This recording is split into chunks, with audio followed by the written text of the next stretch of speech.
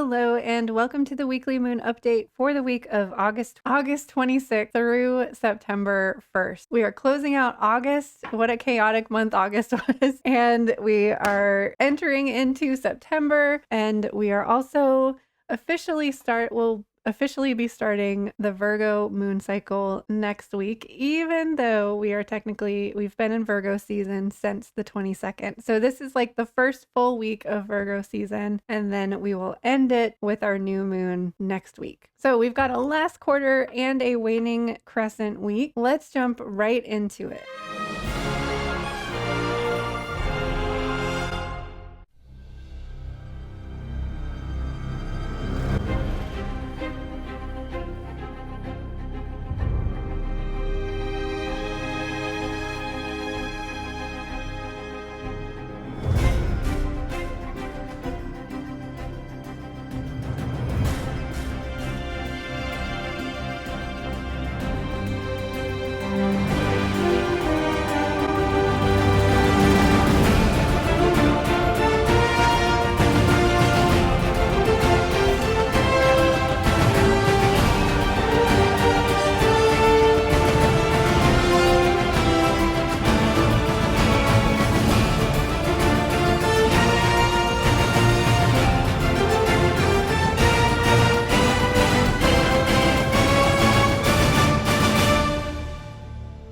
So as you can see, our first quarter moon is here on Monday. So that means the rest of the week is going to be a waning crescent moon. So a crescent moon is when it's less than half lit. So it's just going to slowly keep decreasing until it's almost dark on Sunday, and we'll have our new moon on Monday the 2nd.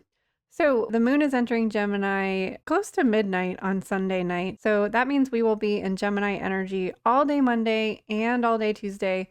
We won't enter Cancer until Wednesday morning. So starting off the week with Gemini energy, which we usually talk about Gemini energy being very playful, but I think that we also need to remember how integrative Gemini energy is, because Gemini being the twins and understanding both sides of the coin, understanding duality, this kind of energy can help us integrate whatever you were processing over the full moon, whatever you're ready to release, or if you're still integrating and processing the things that happened at the beginning of August with the Lionsgate portal and the Leo new moon. So a waning moon allows us to shed and release things that we're not wanting, and Gemini energy can help us integrate the new parts. Once you've made room for the new parts, let go and release, now Gemini can help you integrate things. Gemini is also an air sign, so this is mental activity. It's a nice way to kind of start the week off kind of fresh, like a fresh start, fresh clean slate. So let's jump into this week and hope it's better than last week. Because remember, last week we had our full moon on Monday, which may have been a little bit chaotic. So this week is hopefully a little bit lower energy, less chaos, less craziness, less happening. And we can just I feel like this week is leading us up to the new moon. So really getting clear about what your Virgo intentions are going to be, because Virgo is going to help us like organize everything and make a plan, get it right, get everything straight. So this week is like leading up to that. So leading up to a new moon, you also want to be like preparing for lower energy times around the new moon. So when we move into Cancer, that's hopefully going to like bring the homey self-care vibes kind of to the forefront, so that you're maybe doing some meal prepping to get ready for having low energy next week. So maybe you want to like start prepping your meals for next week now, or scheduling your massage or scheduling your day off, focusing on the self-care. And remember, we just left Cancer season, and Cancer season taught us to be our own mother. And I had this kind of like realization the other day, because so many of us in this community are taking care of everybody else, and we often forget to take care of ourselves. And I came to this realization along those lines. I was reminding somebody that like, you deserve to be taken care of the way that you take care of everybody else. And I don't think that we allow that. So that was kind of like an aha moment for me. I was like, I do deserve to be taken care of. And because I treat everybody else the way I would want to be treated, but then I don't necessarily treat myself that way. So remember to Cancer reminds us to be our own mother, to take care of ourselves, to be loving and caring, nurturing and forgiving, and with that unconditional motherly love that only Divine Mother can give us. So all day Wednesday, all day Thursday, and we'll move into Leo Friday afternoon, and that is going to be closing out the Leo season and the Leo moon cycle.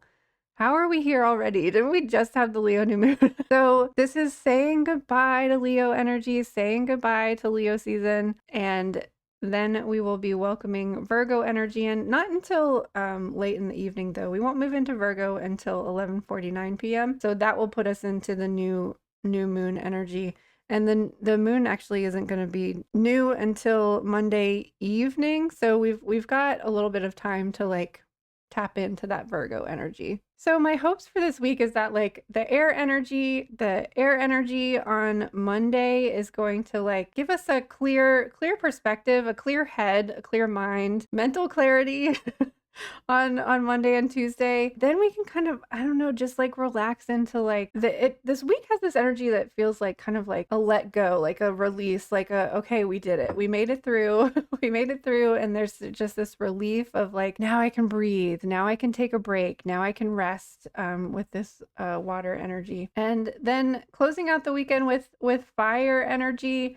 But remember, waning fire energy and this close to the dark moon fire energy, this is really more about like burning and releasing, letting go, than it is about like actually taking action on things. So our card for this week is from the Everyday Witch Oracle by Deborah Blake and Elizabeth Alba, Prayers and Wishes. I laughed when I got this card because after like the chaos of last week, I was just like, it made me think of like, you know, how everyone like, my thoughts and prayers are with you, but then like, are they really actually like thinking and praying of you? I don't know. So I don't know. I kind of laughed. Like we all need best wishes, well wishes and thoughts and prayers for making it through the chaos that was August. So a spell is much like a prayer. It is a way to send your hopes and thoughts and wishes and worries out into the universe to gain the attention of a deity with the power to help. Sometimes prayers are just general wishes. Please make this better. I wish I had more money. If only I could find love. Sometimes they are addressed to a particular god or goddess or to the universal powers that be. No matter how you look at them, we all have moments when, no matter what form they take, we need to put out a prayer or a wish and hope for an answer. So the action of this card says to think about what you really need or want in your life, not the little things, but the stuff that is really important to you. Then, as many of us did when we were children, wait for the first star to rise in the night sky and send your wish out with all your energy saying, "Starlight, star bright, first star I see tonight. Wish I may, wish I might, have this wish I wish tonight." The divination of this card says, if you get this card, it may be telling you it is time to ask for help from a greater source, or perhaps it is a hint that you should put more energy behind the prayers and wishes that really matter to you and start working on making those wishes come true. If a spell is a kind of prayer, then putting your prayers and wishes into a spell is the perfect way to go. Figure out what you really want to ask for. Write it down on a piece of paper. Bless the prayer with the power of air and waving a feather over it, or wafting it with incense or sage. Then say, I pray for my dreams and wishes true, for help from the gods above. I ask these wishes old and new, with perfect trust and love. Hold the paper in your hands and put all energy from your prayers into it, and then make it into the shape of a paper airplane, and then send it sailing out into the world. If you can't do that, you can just sail the airplane to your altar or some other safe space. I love this card for this week. I think it's like a Virgo new moon is a good time to like literally write down your intentions. So thinking about them all week and being sure and make sure that you're like asking for everything that you want. Make sure that you're noticing the thoughts that come up when you think about having this thing and combating those negative thoughts, combating those self-doubts, and like really being clear and precise on this Virgo new moon. I think that's going to be like really important for us. Our chakra card for this week is a soul star chakra card, personal frequency. All frequencies in the universe must align to yours in order to be in relationship to you. Focus your attention and intention on your personal frequency, envisioning it like a light cosmic balloon floating effortlessly higher, allowing the universal forces of love to lift you upon their wings. Instantly, you will call love and effortless ease into your life, creating an even stronger flow of beauty and truth. So this is, I said that already, Soul Star Chakra card, a foot above your head. The crystal they recommend is Herkimer Diamond, and the herb is elemi. Elemi. I've never worked with that herb before. So this again is like reinforcing that, like, be clear about what you ask for, and to actually start taking the actions like within yourself to align to that frequency. Like if you, they say, like, this is just a big example, but like if you want a new car, take care of the one that you have. If you want a new piece of furniture, these are physical items, but like literally create the space for that physical item in your house. If you want a new relationship, to like treat yourself like you would want that person to treat you. So preparing your energetic frequency, preparing your body, preparing your physical space for the new things that you want to come in. And that's like what the whole waning cycle is for. The waning cycle is for letting go and making room for the new things that you want to be calling into your life. And we've got another pink card here. Rose quartz is the mother of all love stones, perfect for heart healing and manifesting of all kinds. Got some, look at me, I'm even pink today. It's considered the universal stone of peace and love for self, love for others, and all of creation. Rose quartz opens the heart chakra, reawakens trust, and dissolves negative energies. The affirmation is, I am worthy of love and open to giving and receiving with ease. That's another important message of, like I was saying, a lot of us are just giving and giving and giving. You got to be open to receiving some back. And I think a lot of us put these walls up to say, like, I'll give somebody else love, but like I'm going to protect myself from these things. And that's inhibiting love, not just love from coming to you, but by putting up walls, we are inhibiting good things from coming to us too.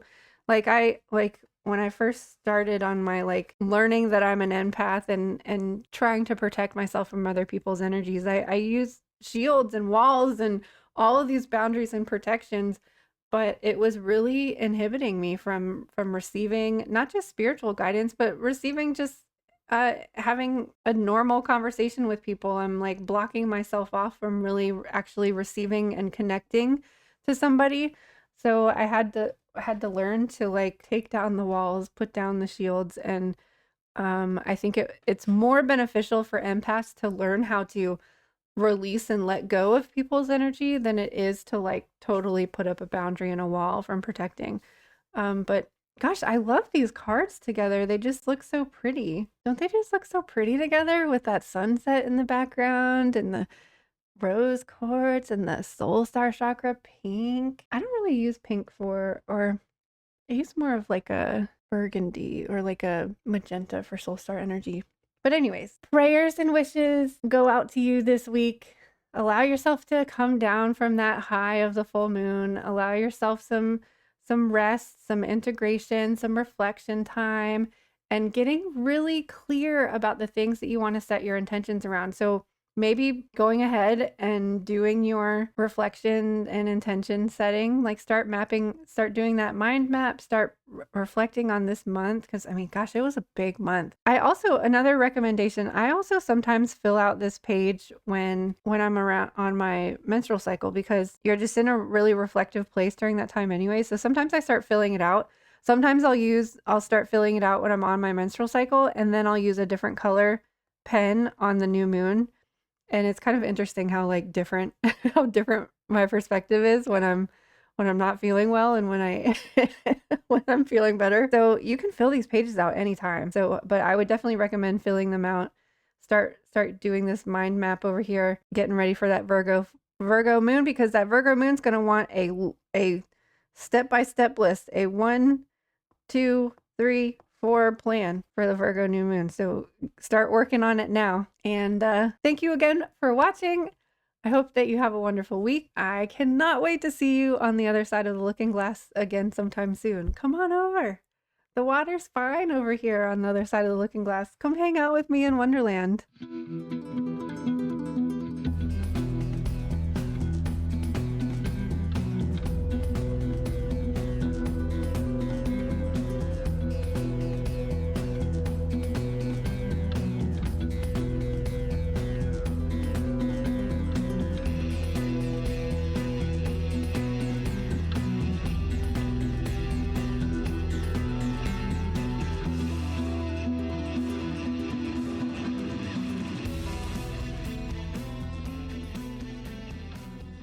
Moon. So when we move into I dropped my laser.